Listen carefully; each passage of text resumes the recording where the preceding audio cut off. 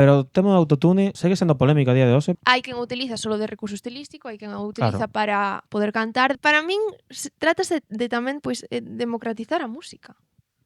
Porque ao mellor xente con ideas increíbles e que non ten a voz, por que ten que ser simplemente produtor e non cantar tamén? Claro. O sea, por que ten que compoñer e facer a música para unha persoa que sí que ten a voz? Me parece bastante feo e inxusto. E hai outras veces en que é simplemente estilístico. No teu caso sí que é verdad que cantas moi ben. Tes moi boa voz e Gracias.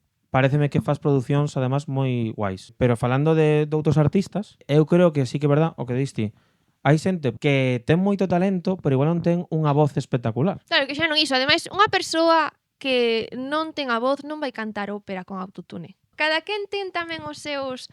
Hai un montón de xéneros musicais, cada Correcto. quen está no seu, e se algo non te gusta, pois vai a outro lado, porque significa que non eres o seu público obxectivo, xa está. Pero hai ese punto de odio que non son fans de teus, nese caso, de a mítica comparación de onde está Freddie Mercury xa non hai cantantes así.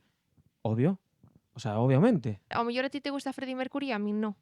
A mí me gusta outra persoa, outro artista, outro xénero. A ver, que cante Freddie Mercury a de Peter Pan. Claro, non queda igual.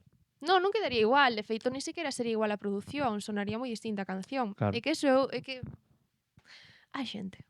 Sí.